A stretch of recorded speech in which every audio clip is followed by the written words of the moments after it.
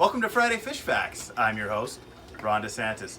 We are doing a fish room tour of Stephane Bouchard, who's got his own YouTube channel, which is The Average Fish Guy. Correct, Average Fish Guy, yeah. So let's go for a tour and make sure you check out and subscribe to his channel as well. Thanks, guys. What do you feed your fish? So, for, all my fish get bug bites. Like, without a doubt, everything will eat bug bites. I even had my discus eating it.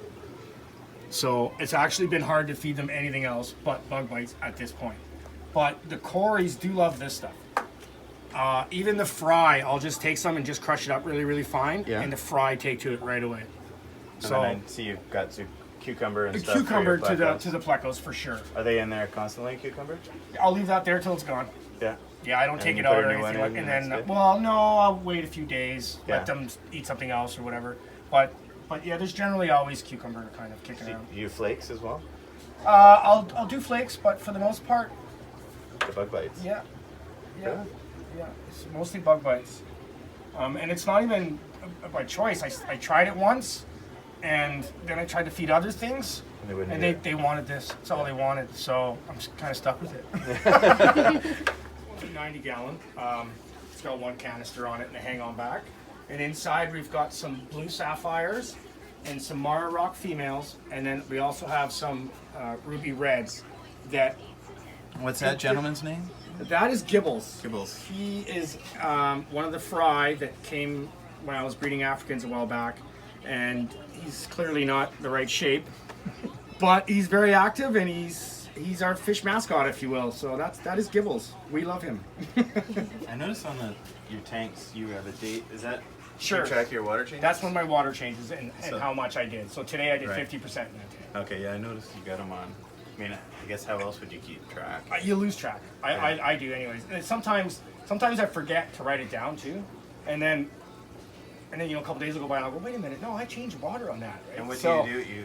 How do you do your water change? So for me, I just simply I have this hose I created, and it has a sponge on the bottom of it, so that I'm not sucking fry and that kind of things through, and it goes into that little container right there.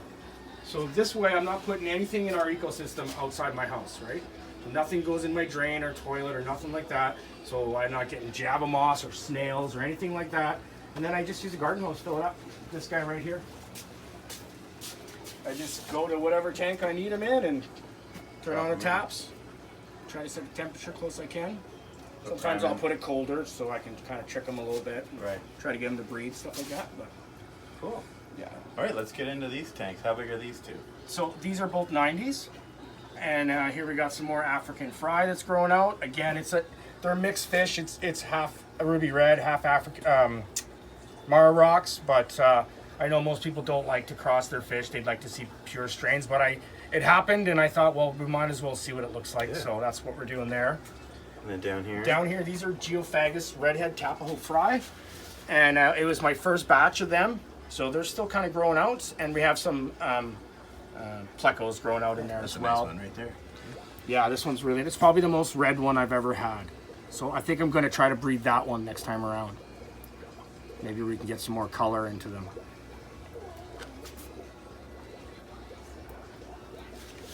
All right, and then we've got another wall here with a bunch of 20s. Bunch of 20s, yeah, all 20s. These are just some fry that I'm growing out. A lot of it is just I run out of space, so I have to have more tanks to grow out these fish, right? Mm-hmm. So you have more shrimp, more fry. Yeah, tons of shrimp in there. It's mostly all guppies here. Yeah. So this is one of these ones that I've created, and I liked him so much that I'm trying to breed him now to see if I can't get those all the time. Cool. Because I think he's very pretty. Yeah, I love it. These are all huge tails. Just randoms that come out of which I actually think are really nice. A lot of those are super nice. You get trumpet snails? Trumpet snails, assassin snails, pest snails, or pond snails. I like all that stuff. I think it's all part of the ecosystem. I see no reason to get rid of it. A lot of people don't like to look at it. It does get kind of, like this one has a ton of it in there. But again, they serve a purpose, right? So I'm okay with it. So let's see the parents. Geophagus parents down here. Yeah, so those are the parents. They have their own 150-gallon tank. There's nothing else in there but one Pleco. And if you look closely, the bottom one is bottom is his mouth's all kind of puffy at the bottom. He's actually holding probably a couple hundred fry right now. So I'll have to strip him in a little bit. I'd say another week or so I'll give him. And then we'll have another tank full of these guys. You're saying that the Guppies is your best seller, right? I would think Guppies is probably what sells most for sure. As far as like people coming here and buying stuff like that. Yeah, Guppies for sure.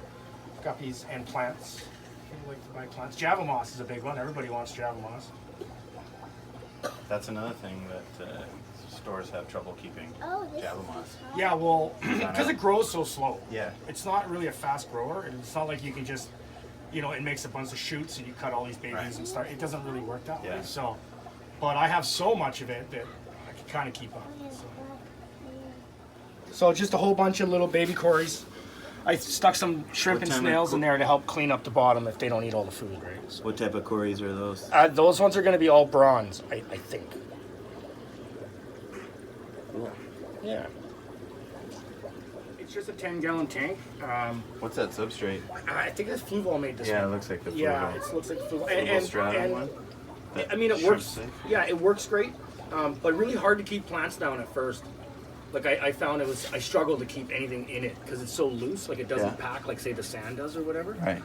And yeah, just some orange shrimp, and they're multiplying. They are multiplying. And then we've got some swordtails and mollies. So these are swordtails and mollies, yes. There actually is, there he is there. It's very hard to see him. It's a Colombian Pleco. He's kind of like a zebra, right? Let's see. Colombian zebra Pleco. Super hard to see. I bought 4 of them and lost 3. So that is an L129 Colombian that zebra is? Pleco. Yeah? Okay. I have one as well. Yeah, I bought 4, and they're cool. They don't get very big. no, well, he hasn't grown at all. Yeah. He's been in there for about, to be honest, that's all he does. I tried to feed him everything, and he doesn't do anything but hang out underneath the sponge filter. He doesn't eat cucumber? I've tried. I haven't seen him do Mine it. eat cucumber like crazy. Okay, But I'm gonna push that a little more then. Yeah. How long have you had him? About 3 months. Yeah, so mine And I think he's wild caught too, right? So I think he's a little bit. mine took about 6 months until it started coming out. Now it's out all the time. Oh, good, good. And then I was doing some reading on them later on, and apparently that's typical with them. It takes them a long time to warm up. To feel comfortable in their atmosphere. Okay, awesome. That's good. Well, that's a nice Good to know. purpley crypt there too you got. Yeah, they're all the same. It's just different lighting conditions. Different tank does something different, and because they're all babies that come out of this tank, so all the same plant. Cool. There's some more shrimp in here. Yeah, Some that was patties. just a bunch of fry Mickey Mouse patty that I put in there that are going to grow out. So you had some krilly shrimp somewhere around over here. Was that down But yeah, down here, yeah. Down here. There's got some krilly shrimp down there as well. The red. There you go. So it's funny, all those are an accident from that blue shrimp. From that one blue shrimp. There must have been some red fry, red baby shrimp that were still in the tank that I stuck them in. Yeah. And then all of a sudden I started getting reds like this too.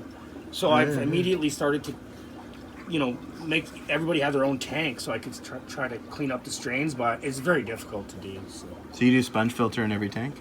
Sponge filter in every tank, for sure. And I do that because when the power goes out, it's easier to plug in that one big pump than to start plugging everything in with, which I do, but it's come in handy to just plug in the one air pump and then everything stays alive. How many tanks you got? I think it's 27. 27. 26, because there was one here yesterday I sold. By the way, everything in here is for sale, pretty much, except for the clown For the loaches, most right? part, yeah, for the most part. So let's have a look at this guppy tank here. You got some beauties in here. Some blue Moscows, Look at that one. You got a few pregnant ladies in here too. There is a few, yeah. So once they kind of, I'll notice there'll be a bunch of fry in there. I'll take the rest of them down to the fish store or people come buy them or whatever, right? And then I just let all the fry grow out again. The red one. Yeah, I love them. Personally, I think they're my favorites. And then there's plecos in here growing out too. There's little babies in there too. Tons of shrimp. If I had to count, I'd say 500-600 shrimp in here. In that one tank? In that one tank, no problem. Maybe You probably have thousands in this I think room. there's thousands down here, yeah. And what do we got in the tank below? How big's this one below? That's an 80. 80 gallon? It's an 80 gallon. It's mostly just duckweed. No, I'm kidding. Yeah, there's a lot of duckweed in there. Those are the, well, they're not really albino. They're albino color, but the white cloud mountain minnow. Yeah. And They're you're not even allowed to have them or something, right? Like, I think you're allowed to put them in the wild. no, I appreciate that, but yeah. because they'll survive in our waters. That's right, yeah. I think you're not supposed to have them. Like, Yeah. they were selling them, but then they stopped a couple years ago. Yeah. So, and then I remember a few years ago when I went in there, they had like warnings all over that you weren't allowed to put them in your pond or anything like that. yeah. So somebody was moving and they had to get rid of These them. are pretty fat. You got some fat ones in there. So they were moving. So I thought, well, I'll take them. I don't have a problem with that. So I just stuck them in with a bunch of guppies. What's in here is just random fish that it's not a particular strain or anything. These are like a mixed guppy. Yeah, so most of it's mixed with blue Moscow. So a lot of these fish started out as cobras, and then now they're turning into this half and half thing, which I actually think are really good looking really fish. nice. Yeah. Yeah. So and then I use this tank to grow out Pleco too. I need to get through here actually. Some of these need to go to the store. They're getting too big. They're fighting. So this tank is about And you breed cories, right? well, I breed them when they breed. Right. So I do a water change once in a while, and they'll breed. And I'll try to save the eggs best I can. There's a tank we'll look at in a little bit that has a bunch of babies in it. Okay. And the assassin snails in there really are just from breeding in all the other tanks. I just got to put them somewhere. This is another 150? This is a 150 as well. Oh, look at that big one. You got a bunch of bristlenose baby in here. Long There's fins. tons. There's tons. And they just had a batch of babies. So there's Dad right there on the, look at this big. Oh yeah, look at him. He's pretty. So he's a long fin, and so is Mom. And they've just had a batch. There should be tiny, tiny little babies all over. There they are. There, the tiny There's ones there, tons yeah. of them. Look at them all. So I don't really do anything with them. Like I let them do their thing, and the babies seem to find algae and stuff to graze. And as they start to get too big, though, I'll start taking some out, putting them in different tanks because they do like to argue a little bit. These guys. Right. So when you Like get for too many of territory. them, they start to get. Got a bunch of guppies in here too, eh? Yeah, all blue Moscows. Blue Moscows. I wish there was a little bit more bigger ones, more adults to show you. There's a blue one gonna drive right past your phone there. Yeah, I got that big Bertha there, and then a nice pretty blue one there. So I find them really pretty. Got some crept in here. Yeah, I also got some black algae, the BBA going on in there. Yeah, that's okay.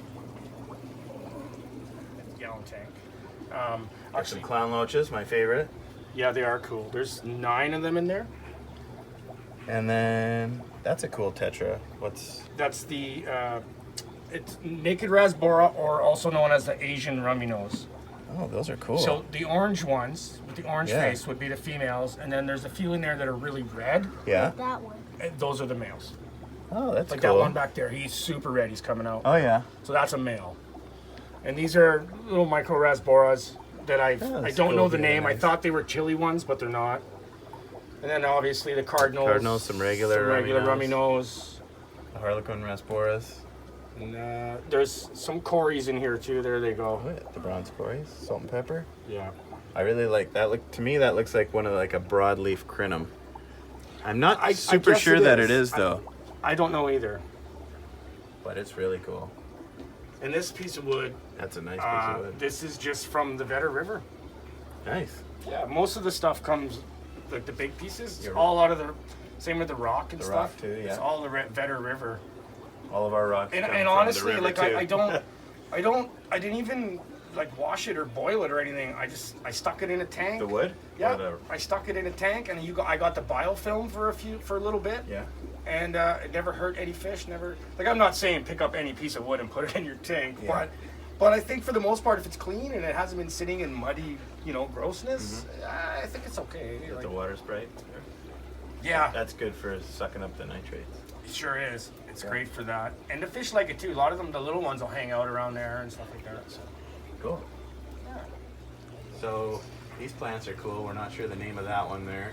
No, we We got have the no assassin idea. snails in there. Absolutely, lots of assassin snails. And there's some petricola fry in here that they're probably not going to let us see them. A couple of electric blue rams. Stephane was able to breed some petricolas. There's some cherry shrimp in there as well. Most of my tanks will have cherry shrimps in them. There is an electric blue ram in there. Yeah, I did see it there's earlier. two. Usually under the sponge. Well, there's the catfish actually underneath the sponge. Oh, there's a petricola. There's two back there. Oh well.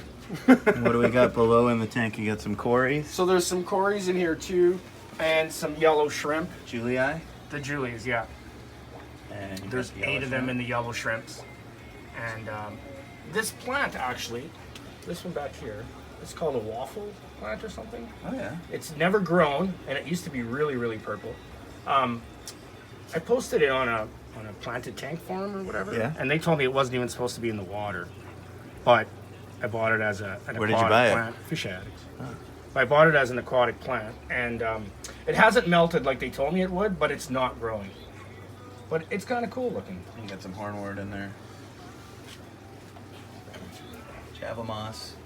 Got some baby Africans in it, and we've used the power head with a sponge on it, of course. I always like sponges. Seems to keeps your sumps and everything else clean. You don't have to clean it as much, Yeah. right?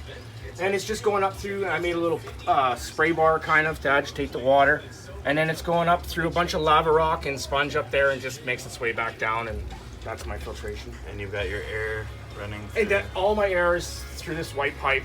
So whenever I need an air line, I just drill a hole and put a tap in it and drop a sponge or whatever I need into whatever tank. And these are, Well, they're a cross between a Mara Rock and a Ruby Red. yeah, you've got a few tanks of those.